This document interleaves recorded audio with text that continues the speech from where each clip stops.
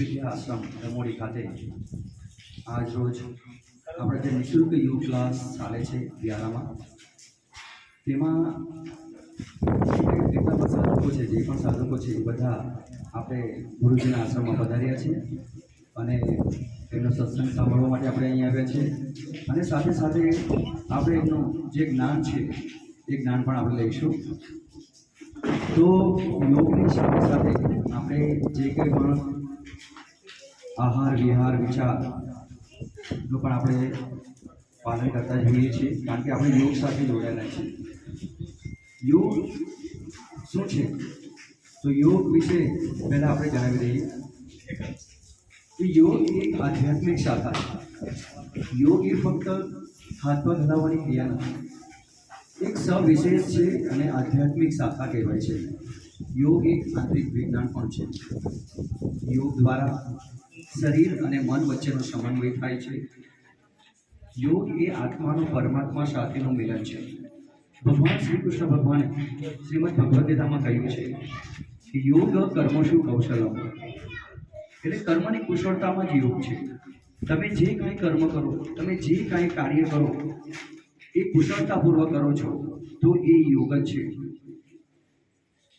અને ત્યાર પછી કહેવામાં આવે છે કે યોગ ચિત્ત વૃત્તિ નિરોધક, એટલે કે આપણું માણસનું મન કેવું હોય, ચંચળ હોય.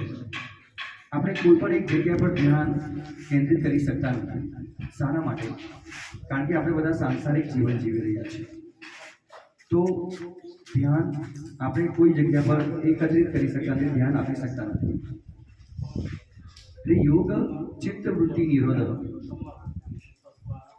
આ ચિત્ત વૃત્તિનો જે નિરોધ કરે છે એ યોગ કહેવાય છે. આમ તો યોગની વ્યાખ્યા આપવા જાઉં તો એ ઘણું લાંબુ છે, ઘણું મોટું છે. યોગનો જે વ્યાપ છે એ ઘણો મોટો છે. આપણે જેટલા પણ આપણે અક્ષરો કહીશું, જેટલા પણ શબ્દો કહીશું, ઓછા પડશે. તો યોગ એ ફક્ત શારીરિક ક્રિયા નથી, માનસિક ક્રિયા નથી, એ સવિશેષ છે, આધ્યાત્મિક શાખા છે. તમે જે કોઈ પણ કાર્ય કરો ને અને ખૂબ દિલથી ખૂબ ભાવથી તમે કોઈ પણ કાર્ય કરો તો એ યોગ છે. જ્યારે આપણી બહેનો ઘરે રસોઈ બનાવતી હોય તો એ રસોઈ બનાવતી વખતે કેટલા એકાગ્રતાથી, કેટલું ચિત્ત લગાવીને એ લોકો ભોજન બનાવે છે. જ્યારે કોઈ પણ મહિલા બહેનો ભોજન બનાવે છે ત્યારે એમના પોઝિટિવ વાઇબ્રેશન એની અંદર જાય છે. તો આપણને ખોરાક ગમે છે ખાવામાં, ખોરાક જે હોય છે સ્વાદિષ્ટ હોય છે. કોઈક વાર ખોરાક બગડી જાય, ખોરાક સ્વાદિષ્ટ નહીં લાગે તો સમજી જવાનું કે એમના મનમાં કંઈક ને કંઈક વિચાર ચાલી રહ્યા હશે, કંઈક ને કંઈક દુવિધા, કંઈક ને કંઈક કુસંકલ્પ ચાલી રહી હશે. તો એ ખોરાક આપણે કહીએ ને કે આજે બરાબર નથી બનાવ્યો, આજે કેમ મીઠું વધારે છે. હા, તો આ બધું આપણે જ્યારે પણ આપણે બનાવીએ છીએ, પણ આપણે સૌથી જે શ્રેષ્ઠ કહેવાય છે ને મહિલાઓ, એ આખો આપણો ઘરમાં સંભાળે છે. કેટલીક તકલીફો સહન કરીને, કેટલીક પીડાઓ સહન કરીને આપણને બધાને જમવાનું બનાવે છે, આખું ઘર સંભાળે છે. એટલે એમના માટે જોરદાર તાળી. તો માતાઓ, બહેનો, નારી શક્તિનું એક મોટું ઉદાહરણ છે. તો યોગની વાત કરીએ ત્યારે બીજું મહર્ષિ પતંજલિએ અષ્ટાંગ યોગની વાત કરી છે, જેને આપણે અષ્ટાંગ એટલે 8 અંગો, 8 અંગોની વાત કરીએ છીએ, જેમાં યમ, નિયમ, આસન, પ્રાણાયામ, પ્રત્યાહાર, ધારણા, ધ્યાન અને સમાધિ. આ જે 8 અંગો છે મહર્ષિ પતંજલિ આપ્યા છે. એમાં જે પહેલું છે યમ. યમ શું છે? યમ એ આપણી જે ઇન્દ્રિયો છે, આપણે ઇન્દ્રિયોને આપણે કાબૂમાં રાખીએ, આપણી ઇન્દ્રિયોને આપણે નિયંત્રણમાં રાખીએ, એ છે યમ. પંચેન્દ્રિયો, આપણે જે 5 ઇન્દ્રિયો છે એ ઇન્દ્રિયોને આપણે જ્યારે કાબૂમાં રાખીએ ત્યારે એ યમ કહેવાય છે. અને મહર્ષિ પતંજલિએ યમના પણ 5 પ્રકાર આપ્યા છે: અહિંસા, સત્ય, અસ્તેય, બ્રહ્મચર્ય અને અપરિગ્રહ. હવે આપણે દરેક સવિશેષ માહિતી મેળવીએ તો સૌ પ્રથમ આવે છે યમમાં સત્ય, અહિંસા. તો આપણે અહિંસાની વાત કરીએ. અહિંસા શું છે? આપણે બધા જાણીએ છીએ કે અહિંસા શું છે? તો મન, વચન અને કર્મથી જ્યારે આપણે કોઈનું અહિત ન કરીએ, કોઈની હિંસા ન કરીએ, તો આપણે અહિંસા કહેવાય. મન, વચન અને કર્મથી ક્યારે પણ આપણે કોઈની હિંસા ન કરવી જોઈએ. આપણા માટે નાનો જે જીવજંતુઓ છે એને પણ આપણે જ્યારે કંઈક કરીએ છીએ તો એને દુઃખ પહોંચાડીએ છીએ, એને પીડા પહોંચાડીએ છીએ, તો પણ એ હિંસા કહેવાય. બીજું છે મન. એવું જરૂર નથી કે કોઈકને આપણે શારીરિક પીડા કરીએ તો હિંસા કહેવાય, પણ જ્યારે તમે કોઈકનું મન દુભાવો છો, જાણે અજાણે આપણાથી કોઈકનું મન દુભાઈ જાય છે, તો એ પણ એક પ્રકારની હિંસા કહેવાય છે. તો મન, વચન અને કર્મથી આપણે આ અહિંસાનું પાલન કરવાનું છે. ત્યાર પછી આવે છે સત્ય. સત્ય પણ કેવું? એ પણ મન, વચન અને કર્મથી આપણે સત્યના કાર્ય પર આપણે ચાલવું જોઈએ. જે કંઈ આપણા મનમાં હોય, જે કંઈ વિચારો હોય એ આપણે પ્રગટ કરવા જોઈએ પ્રભુ સમક્ષ. અને એ સત્ય છે, સત્યની રાહ પર આપણે ચાલીશું તો એ આપણે જરૂર આપણને આગળ આપણે સફળતા મળશે. ક્યારે કહેવાય છે ને કે આપણે અસફળ ક્યારે બનીએ છીએ? કારણ કે માણસના મનમાં ઘણા બધા વિચારો એવા ચાલતા હોય છે કે કશું કરી શકતો નથી, તો જાણે અજાણે એ અસત્ય બોલી દે છે, પણ એનું દુઃખ એને પોતાને પણ થતું હોય છે. સત્ય ક્યારેય પણ છુપાતું નથી. અસત્ય, તો એ અસત્ય છે એ ક્યારેક છબીનો એ પ્રગટ થાય છે. ત્યાર પછી એ વાત આવે છે અસ્તેય. અસ્તેય એટલે શું? અસ્તેય એટલે કે ચોરી ન કરવી. કોઈ પણ વસ્તુ, કોઈ પણ વ્યક્તિની વસ્તુ આપણે એમને પરવાનગી વગર આપણે એ વસ્તુનો ઉપયોગ કરીએ, એમને પૂછ્યા વગર એ વસ્તુને આપણે એનો ઉપયોગ કરીએ તો એ અસ્તેય કહેવાય છે. તો આપણે આ પણ ન કરવો જોઈએ.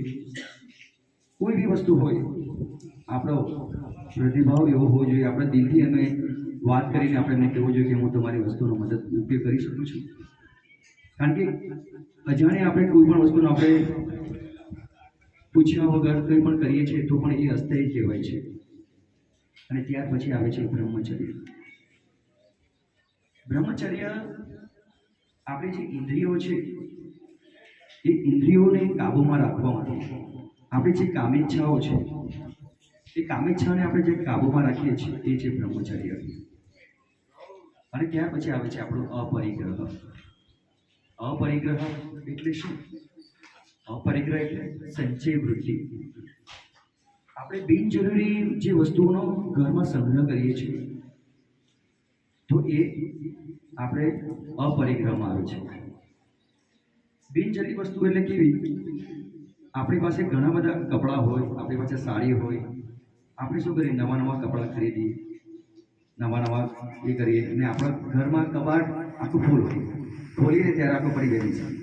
એટલા બધા કપડાં હોય છતાં પણ આપણું મન કેવું કે મારે નવા કપડાં લેવા છે. એ સંચય વૃત્તિ, એ જે સંગ્રહ વૃત્તિ હોય ને એને આપણે એ કહેવાય છે અપરિગ્રહ. તો આ યમના જે 5 પ્રકારો મેં તમને કહ્યા. ત્યાર પછી આવશે આપણો નિયમ. નિયમ કોને કહેવાય? તો એ પણ જ્યારે માણસ નૈતિકતાનું મૂલ્ય, સદાચારનું મૂલ્ય જાળવી રાખે છે, નૈતિકતા, સદાચાર એ આપણા નિયમમાં આવે છે. તો નિયમ પણ મહર્ષિ પતંજલિએ 5 પ્રકારના આપ્યા છે: શૌચ, સંતોષ, તપ, સ્વાધ્યાય અને ઈશ્વર પ્રણિધાન. શૌચ એટલે શું? તો શૌચ એટલે શુદ્ધિકરણ, શુદ્ધિ ક્રિયા. શાની શુદ્ધિ ક્રિયા? મનની, તનની. એ શુદ્ધિ ક્રિયા એક શૌચ કહેવાય છે. આપણું મન ઘણી બધી કુશંકા, શંકાઓથી ભરેલું હોય છે.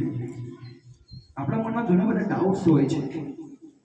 આપણું મન વિચારી શકતું નથી કે મારે શું કરવું, મારે શું નિર્ણય લેવો, શું સારું છે, શું નરસું છે, એ આપણને કશું ખબર હોતું નથી. પણ જ્યારે તમે પ્રભુના શરણમાં આવો છો, એક આધ્યાત્મિક ભાવ તમારી અંદર આવે છે. તમે કોઈક વ્યક્તિને પ્રેમ ભાવથી જુઓ છો. દરેક વ્યક્તિની અંદર આત્મા છે, પરમાત્મા છે. દરેક વસ્તુ, દરેક જીવજંતુની અંદર એક આત્મા છે. આપણે દરેક મનુષ્યને એ આત્માના ભાવથી એને જોવાનું છે. આ માણસ સારો છે, આ માણસ ખરાબ છે એવું નહીં, પણ દરેક વ્યક્તિની અંદર એક આત્મા છે. એ આત્મા પવિત્ર છે. તો આપણે દરેક વ્યક્તિને પ્રેમ ભાવથી જોવું જોઈએ, એમને સ્મિત આપવું જોઈએ. જ્યારે પણ આપણા ચહેરા પર રાગ દ્વેષ હોવું જોઈએ. ભગવાને આપણને એ બધા શા માટે આપણે અવતરણ આપ્યું છે? એક સારા કરવા માટે, સારા કાર્ય કરવા માટે. સુસંગત, એક સારી વ્યક્તિની સંગતમાં આપણે રહેવાનું.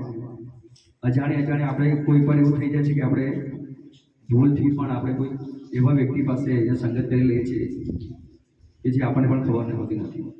કારણ કે દરેક મનુષ્ય અહીં મુખોટો પહેરીને ફરે છે, સારા દેખાવાનો ઢોંગ કરે છે, અને એમાં સારો વ્યક્તિ બિચારો ફસાઈ જાય છે. પણ કહ્યું તે પ્રમાણે કે દરેક વ્યક્તિનો જે સ્વભાવ હોય છે એ સૌનો અલગ અલગ હોય છે. આપણે તમે પેલી વીછીની વાત સાંભળી હશે. તો વીછી જ્યારે પાણીમાં ડૂબતી હોય છે ત્યારે એને બચાવવા માટે એક વ્યક્તિ જાય છે, તો એને બચાવે છે. બચાવવા જાય છે તો પાછી વીછી એને ડંખ મારી દે છે.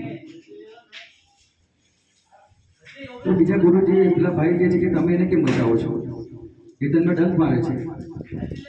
તો એણે શું કહ્યું કે એ એનો સ્વભાવ છે, મારો સ્વભાવ એને બચાવવાનો છે. તો તેવું જ આપણામાં પણ હોવું જોઈએ. ભલે સામેનો વ્યક્તિ, એનો નેચર એવો છે, એનો સ્વભાવ એવો છે, આપણે આપણા સ્વભાવમાં બદલાવ નહીં લાવવાનો. પછી એ લોકો એમ પણ કહે છે કે ટીટ ફોર ટેટ, જેવા સાથે તેવા. આજે લોકો કેવા બધા એકદમ પ્રેક્ટિકલ બની ગયા છે. વ્યવહાર એટલે મતલબ કે જેવો છે તેવા સાથે આપણે એવું રહેવાનું, એવું નહીં. તમે તમારા સ્વભાવને ચેન્જ કરશો નહીં. તમારો જે નૈતિકતા છે, તમારી અંદર જે સદાચાર અને ભાવના રહેલી છે, એની ક્યારેય પણ તમે એને અવગણશો નહીં. તમારો સ્વભાવ તમારી સૌથી મોટી મૂડી કહેવાય છે. તો આ છે આપણે અહિંસાની વાત, સોચ, જે બધી આપણે જે વાત કરી. ત્યાર પછી સંતોષ. સંતોષ શું છે? પ્રભુએ આપણને જે કંઈ જીવન આપ્યું છે, આપણે ભલે સંસારમાં આવીને આપણે જે કંઈ સ્થિતિ છે આમાં, આપણે અમીર હોય, આપણે ગરીબ હોય, જે કાંઈ પણ હોય, તેમાં આપણને સંતોષ હોવો જોઈએ. પ્રભુએ મને આ સુંદર શરીર આપ્યું છે, તો એ શરીરની આપણે પોતે કાળજી રાખવાની છે કે મને ભગવાને જે આ જે અમૃત સમાન જે આ શરીર આપ્યું છે એ ખૂબ કિંમતી છે, અને ગમે તેવી રીતે આપણે વેડફી નહીં કાઢવાનું. આ જે શરીર છે, શરીર પ્રથમ ખલો ધર્મ સાધનમ. શરીર એ ધર્મનું પ્રથમ સાધન ગણવામાં આવે છે. જો શરીરનો તમે અનાદર કરશો, શરીરની તમે કાળજી ના રાખશો, તો શરીર પર તમારી કાળજી નહીં રાખશે. કારણ કે આ શરીર થકી જ આપણે બધા સારા કાર્યો કરી શકીએ છીએ, આપણું સમાજનું કાર્ય કરી શકીએ છીએ. હું વારંવાર આપણા યોગાના વર્ગમાં હું આ વાત કરતો જ હોઉં છું કે શરીરને પહેલાં સાંભળો, શરીરને પહેલાં સાચવો, અનુભવ કરો કે શરીર તમને શું કહેવા માંગે છે. આપણે આપણા શરીરને કેવું બનાવી દીધું છે. આજનો જે ખોરાક છે એ ખોરાક પ્રત્યે ધ્યાન આપો કે ખોરાક કેવો પ્રકારનો ખાઈ રહ્યા છે. તો નિરોગી માણસ કોણ કહેવાય છે? નિરોગી માણસ જે હિતકારી ભોજન કરે છે, જે ઋતુ પ્રમાણે ભોજન કરે છે, અલ્પ પ્રમાણમાં એટલે કે થોડા પ્રમાણમાં જે ભોજન કરે છે, એ જ માણસ નિરોગી રહી શકે છે. તો નિરોગી રહેવું હોય તો આપણે યોગ, એક્સરસાઇઝ એ પણ કરવું જરૂરી છે. આપણા શરીરની કાળજી રાખવું જરૂરી છે. બધા કહે છે કે મને સમય નથી મળતો. ભગવાને એવું કશું બનાવ્યું કે દરેક સમય નથી મળતો. 24 કલાક આપણને આપ્યા છે. 24 કલાકમાંથી તમને 1 કલાક નહીં મળતો પોતાના માટે. તમારે તો પોતાના માટે સમય કાઢો. તમે પોતાના માટે સમય નહીં કાઢશો તો કોના માટે કાઢશો? પોતાને સમય આપો. 1 કલાક તો આપો. 1 કલાક માટે આપણે શરીરને નહીં આપી શકીએ તો પછી શું કામ? જો આપણું શરીર જ અનહેલ્ધી હશે રોગી હશે તો આપણે સમાજનું કોઈ કાર્ય પણ નહીં કરી શકશું અને આપણી પાસે જે સંપત્તિ છે એ સંપત્તિને પણ આપણે ભોગવી નહીં શકશું. આપણી પાસે ભલે બંગલા હોય, ગાડી હોય, નોકર ચાકર બધું જ હોય, પણ જો તમે શરીરથી નબળા હશો, જો તમે શરીરથી મનથી તમે વીક હશો ને, તો તમારા જેવા સૌથી ગરીબ કોઈ વ્યક્તિ નહીં હશે. તો અમીર અને ગરીબની જે વ્યાખ્યા છે ને એ તમને આજે કહેવા માંગુ છું. અમીર અને ગરીબની વ્યાખ્યામાં શું આવે છે?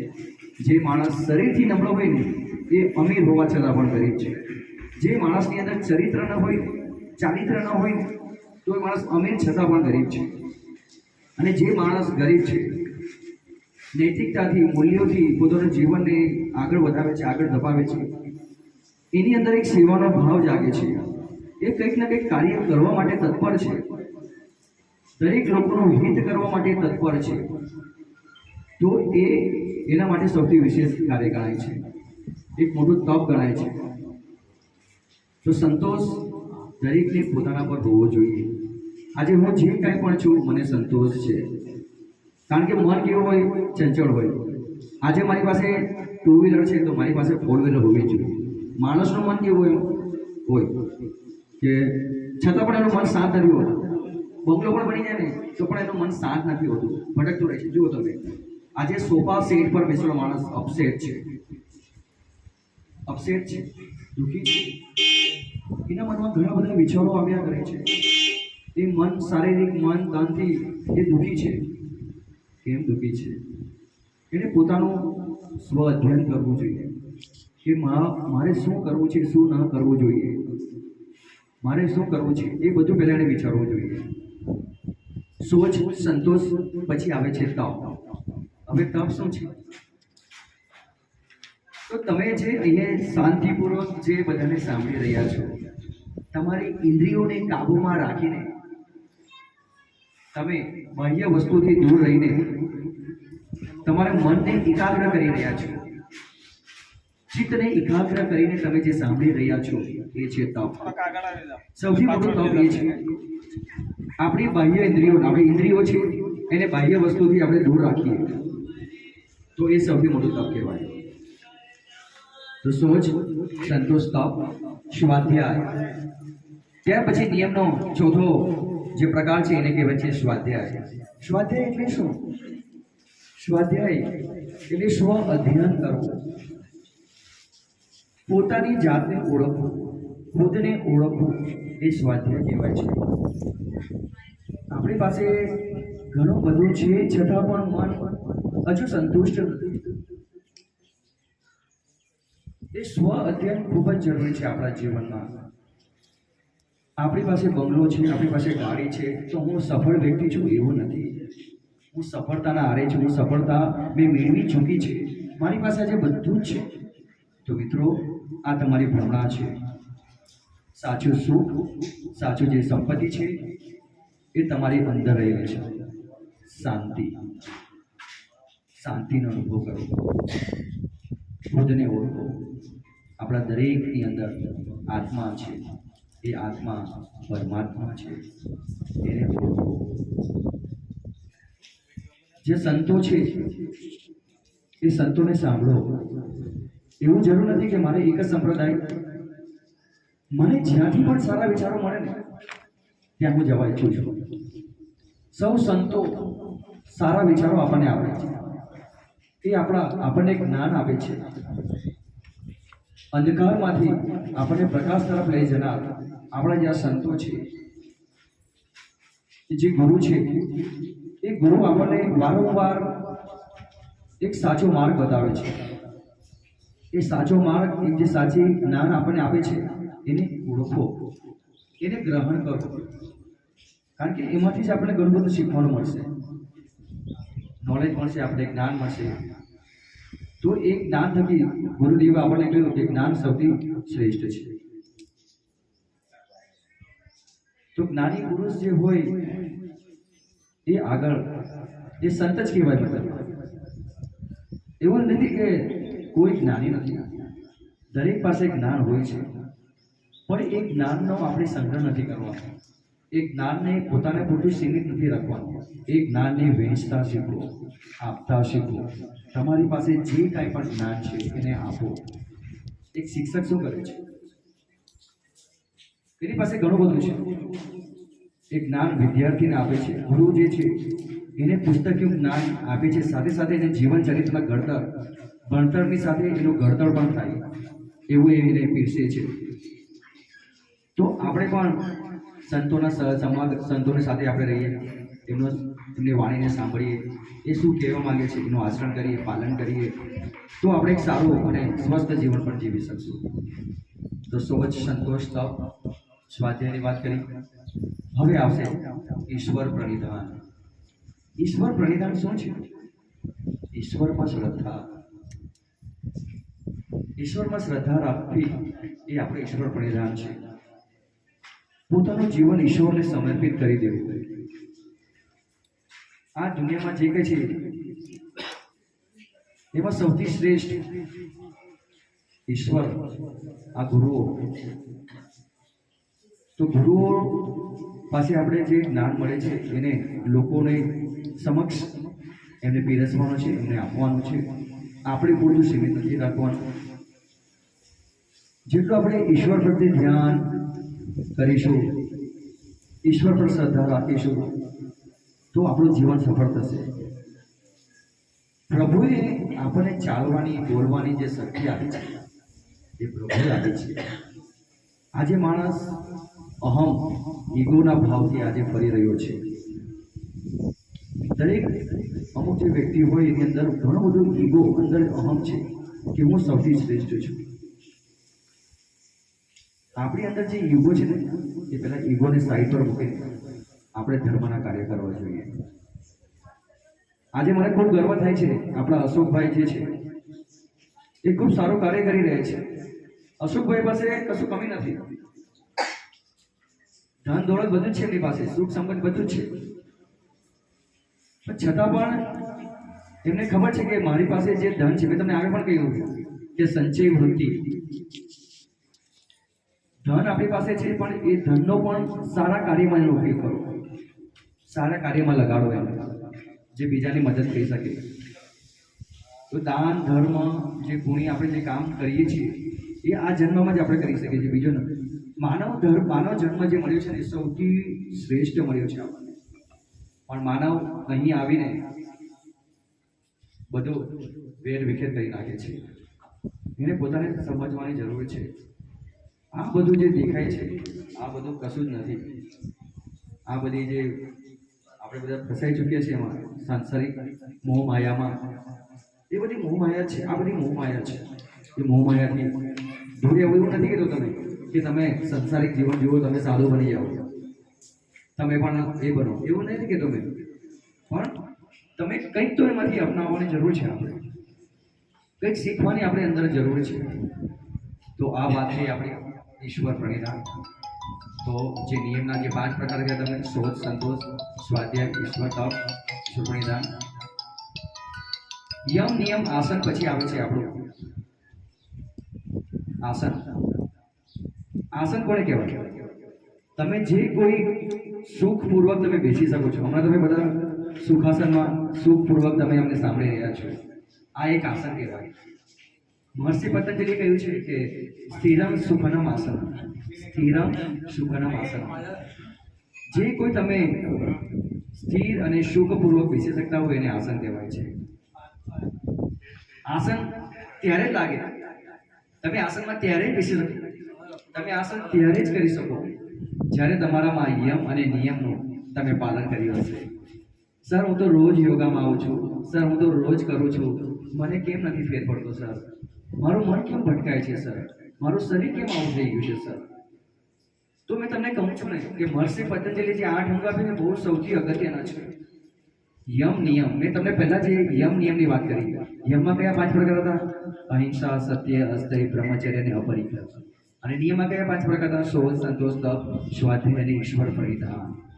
આ જે 10 છે, આ નિયમોનું પહેલા પાલન કરશો ને તો તમારું આસન લાગશે. તો આસન લાગશે ને તો તમને ફેરફાર પડશે, તો તમારા જીવનની અંદર તમે આગળ કંઈક કરી શકશો. તો હું સર હું તો રોજ યોગ આવું છું, હું રોજ યોગામાં આવું છું, પણ જ્યાં સુધી તમારા મનમાં કંઈક ના કંઈક ગૂંચવણ હશે, કંઈક ના કંઈક હશે, તો તમે યોગ નહીં કરી શકશો. મેં તમને આગળ વાત કરી હતી કે જે કોઈ પણ કાર્ય તમે એકદમ નિશ્ચયપૂર્વક, દ્રઢપૂર્વક, એકાગ્રતાપૂર્વક કેન્દ્રિત થઈને કરો ને, તો એ તમારી યોગ કહેવાય છે. તો આસનની વાત કરી, યમ, નિયમ, આસન, પ્રાણાયામ. ત્યાર પછી આવે છે પ્રાણાયામ. પ્રાણાયામ શું છે? પ્રાણ વત્તા આયામ. પ્રાણ, શ્વાસોશ્વાસની ક્રિયા આપણે જ્યારે કરીએ છીએ, શ્વાસને નિયંત્રણ રાખીએ એ પ્રાણાયામ. આપણે પ્રાણાયામમાં અનુલોમ વિલોમ પ્રાણાયામ કરીએ છીએ, ભસ્ત્રિકા પ્રાણાયામ કરીએ છીએ, કપાલભાતી પ્રાણાયામ કરીએ છીએ. તો આ પ્રાણાયામ કેમ જરૂરી છે? કોરોના કાળ આપણે ગયો, એ કોરોના કાળમાં લોકો પાસે ગેસનો મતલબમાં ઓક્સિજન, જે ઓક્સિજન છે એ ઓક્સિજનના બાટલા માટે બધા તડાપડી કરતા હતા. અરે ભાઈ, તમારી પાસે જ પોતાની પાસે ઓક્સિજન, આટલો મોટો ઓક્સિજન છે, અને તમે ગામમાં સુધા શું કરો છો?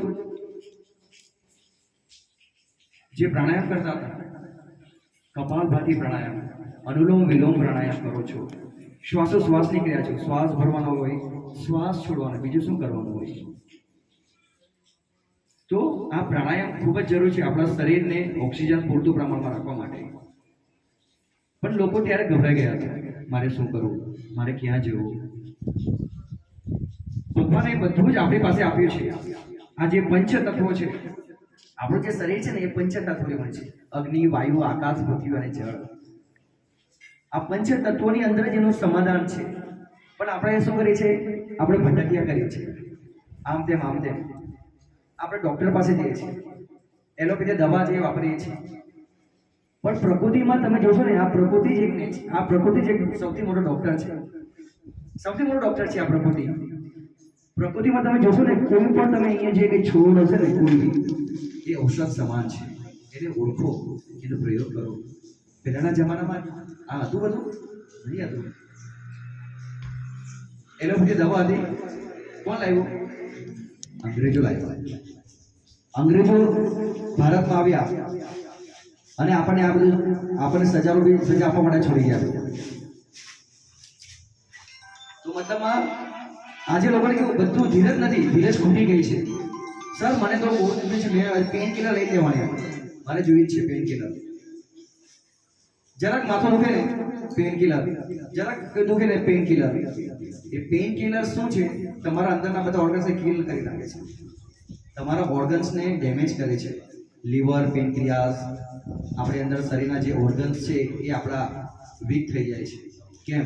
કારણ કે આપણે એને આરોગીએ છીએ. ધીરજ ખૂટી ગઈ છે આજે માણસ. અને તમારી પાસે કેટલા બધા ઉપાયો છે. યોગ કરો, તમે યોગ કરો. આપણે જીવન કેવું જીવન છે? રોગ, આપણે દવા વગરનું જીવન છે. કોઈ પણ એલોપેથી દવા લેવા નથી આપણે. એનાથી દૂર રહેવું તમે, તો જ આપણે શરીરને સારું રાખી શકીએ, સ્વસ્થ રાખી શકીએ, આપણે હેલ્ધી જીવન જીવી શકીએ. અને જો સ્વસ્થ તનમાં સ્વસ્થ મનનો વાસ હોય, તમારું તન સ્વસ્થ હશે ને, તમારું મન પણ સ્વસ્થ હશે. તમારા પેટની અંદર બધી ગરબડ થયા કરતી હશે, સર મારા પેટમાં તો બહુ એ થાય છે, બહુ તકલીફ થાય છે, બહુ શું કરું, તો શું કરે કે તમારા અંદર મનમાં વિકારો પેદા થશે. શરીરમાં ઘણો બધો વાયુ વિકાર છે, મેં તમને કહું છું. એ વાયુ વિકાર મન સુધી પહોંચે અને મન પછી ગમે તેમ ભટક્યા કરે, ગમે તેમ આપણા જે સ્વભાવ આપણો નેચર બની જાય, ચીડચીડિયા પણ થાય, ક્રોધ આવે. તો એને કાબૂમાં રાખવા માટે યોગ સૌથી બેસ્ટ છે. યોગ